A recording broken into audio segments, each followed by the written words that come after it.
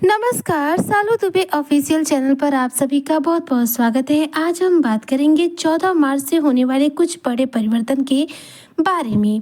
जी हाँ, 14 मार्च से तृतीय भाव में शनि शुक्र और साथ साथ सूर्य की युति देगी बड़ा धन लाभ। मकर राशि जीवन में अप्रत्याशित और प्रत्याशित रूप से होंगी ये बड़ी घटनाएं। क्या है ये चर्चा और किस प्रकार से 14 मार्च से तृतीय भाव में सूर्य शनि की युति से आपको धन लाभ होने वाला है। इस दौरान जीवन में कौन से महत्वपूर्ण परिवर्तन आपको देखने को मिलेंगे, आज इसी पर हम चर्चा करेंगे। ऐसे में जो भी मकर राशि के जातक है वह वीडियो को बिल्कुल भी स्किप ना करें, वीडियो को फुल व जरूर रूप से करें।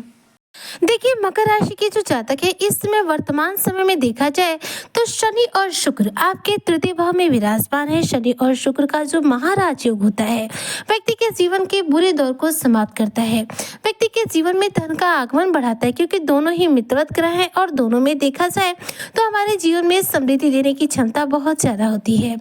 तृतीय भाव में इस समय शनि और शुक्र एक साथ है। जबकि बात करूं तो धन भाव में वर्तमान समय में सूर्यदेव विराजमान है। धन भाव में सूर्य है, जहां पर पहले से मंगल राहु भी विराजमान है, बुध भी विराजमान है, लेकिन अब सूर्य अपना राशि परिवर्तन करने जा रहे हैं। जी हाँ, 14 मार्च 2026 को सूर्य अपना राशि परिवर्तन करेंगे और गोचर करेंगे आपके द्वितीय भाव से निकल करके आपके तृतीय भाव में। तृतीय भाव अर्थात आपका साहस पराक्रम का भाव, इस भाव में सूर्य के गोचर करने से अब आपके जीवन में क्या बदलाव होगा। तो सबसे पहले तो सूर्य की युति यहाँ पर शनि और शुक्र के साथ में होगी। शनि के साथ तो जो सूर्य के संबंध है वो पिता पुत्र के हैं, लेकिन शत्रुवत माने जाते हैं। जबकि वहीं पर सूर्य के साथ शुक्र की जो युति होती है वह शुक्रादित्य राजयोग का निर्माण करती है, जो एक ज्योतिष शास्त्र का शुभ राजयोग माना जाता है, जो हमारे जीवन में धन का आगमन बढ़ाने के लिए जाना जाता है। तो सूर्य और शनि दोनों ही बहुत ही महत्वपूर्ण ग्रह माने जाते हैं और दोनों एक साथ जब होते हैं तो ऐसे में व्यक्ति के जीवन में कुछ लाभ होती है और कुछ सावधानियों के अवसर अपने आप तैयार हो जाते हैं। अब वर्तमान समय में देखिए 14 मार्च से लेकर 14 अप्रैल तक पूरे एक माह तक अब सूर्य रहेंगे आपके तृतीय भाव में अर्थात मीन राशि में। अब ये यहाँ पर शनि के साथ युति करेंगे, शुक्र के साथ युति करेंगे। अब ऐसे में अगर मैं बात करूँ कि मकर राशि के जातकों के करियर पर इसका क्या प्रभाव पड़ेगा, तो देखिए जो भी मकर राशि के जातक नौकरी पेशा है उनके लिए देखा जाए तो तृतीय भाव जो कि पराक्रम का भाव माना जाता है, यहाँ पर शनि और शुक्र की जो युति होगी, शनि और सूर्य की जो युति होगी, यह आपके जीवन में आपके साहस पराक्रम में वृद्धि करेगी। इस दौरान जीवन में जो भी समस्याएं आ रही होंगी, जो विलंबता आ रही होगी, जो आपके जीवन में सफलता अस्थायी रूप से नहीं मिल पा रही होगी, उसमें आपको सफलता मिलनी प्रारंभ हो जाएगी। शनि और सूर्य जब साथ होते हैं तो ध्यान दीजिएगा, शनि पुत्र हैं और सूर्य पिता हैं। सूर्य आत्मा और पिता के कारक माने जाते हैं। पिता और पुत्र में सदैव पुत्र को ही झुकना पड़ता है। वैसे ही यहाँ पर शनि क्या होंगे, सूर्य के सामने नतमस्तक होंगे और सूर्य के करीब होने की वजह से यहाँ पर शनि क्या है, अस्त अवस्था में भी आ जाएंगे।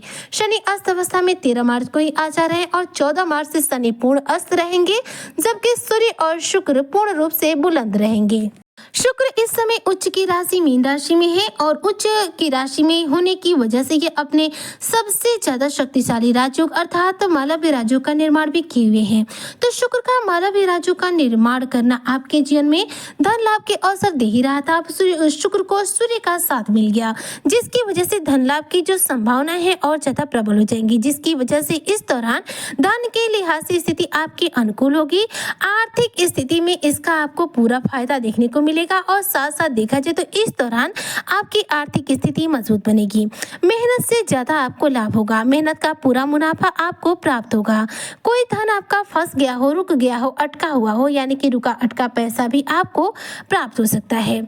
शुक्र और सूर्य की युति जो है इस दौरान मकर राशि के सभी जातकों के लिए जीवन में सुख समृद्धि देगी। जबकि वहीं पर सूर्य और शनि एक साथ होंगे तो शनि क्या है, अस्त रहेंगे और सूर्य क्या है, बुलंद रहेंगे, यानी कि सूर्य प्रचंड रहेंगे, जिसकी वजह से थोड़े से आपके अहंकार में, आपके ईगो में वृद्धि हो सकती है, मतलब कि गुस्सा आपके सिर पर हावी हो सकता है। इसलिए मकर राशि के जो जातक हैं अपने गुस्से पर नियंत्रण जरूर रखें। गुस्से को लेकर के किसी भी प्रकार का अपना कोई कार्य ना करें, मतलब कि गुस्से में डिसीजन ना लें और कोई भी कार्य बहुत ज्यादा जल्दीबाजी में ना करें। जो करें बहुत सोच समझ कर करें, इत्मीनान से करें। जितना ज्यादा आप चीजों को बारीकी से सोच समझ के करेंगे आपके लिए परिणाम उतने ज्यादा अनुकूल बनेंगे।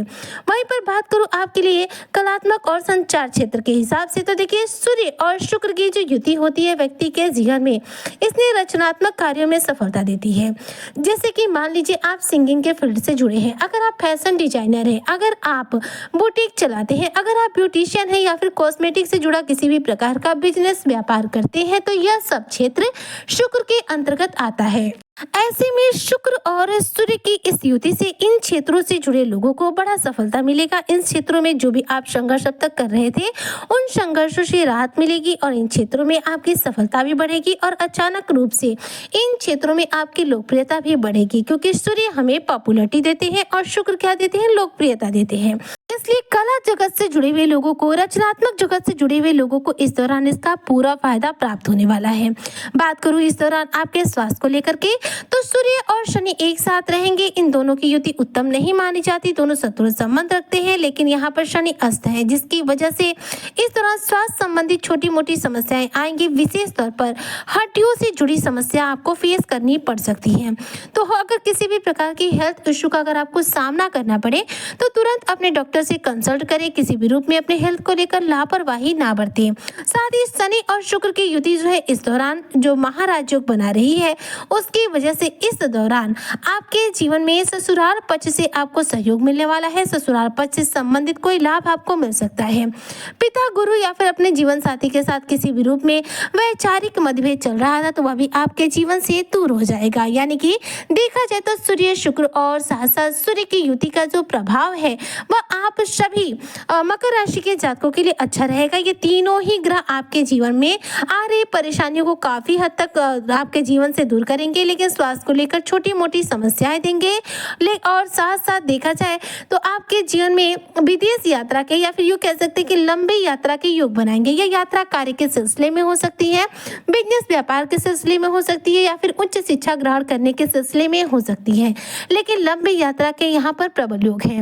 इस दौरान देखा जाए तो करियर में अचानक रूप से प्रगति आएगी, कुछ नई जिम्मेदारियां बढ़ेंगी, जिन जिम्मेदारियों को आप अच्छे से निभाएंगे, जिससे प्रसन्न होकर बॉस आपका प्रमोशन कर सकते हैं और धन लाभ के भी इस दौरान बहुत ही शानदार अवसरों की आपको प्राप्ति होगी।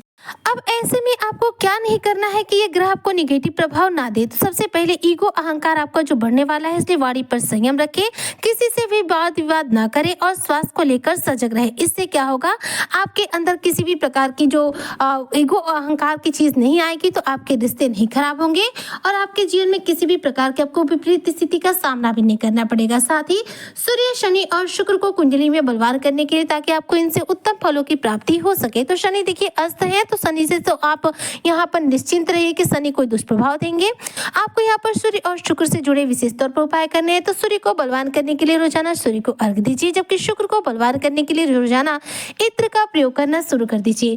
ये उपाय करने से ये दोनों ही ग्रह कुंडली में सूर्य और शुक्र एक साथ एक्टिवेट रहेंगे और इन दोनों से संबंधित आपको सभी प्रकार के लाभ फलों की प्राप्ति होगी। उम्मीद करती हूँ कि जो भी मकर राशि के जातक है 14 मार्च से तृतीय भाव में सूर्य, शनि और शुक्र की युति का अपने जीवन में पूरा लाभ प्राप्त करेंगे। सूर्य, शुक्र और शनि की युति इन्हें बड़ा धन लाभ देगी। इसी कामना के साथ में आज की वीडियो को यहीं पर करती हूँ समाप्त। मिलती हूँ नेक्स्ट वीडियो में, तब तक के लिए जय हिंद, जय भारत, जय श्री हरि।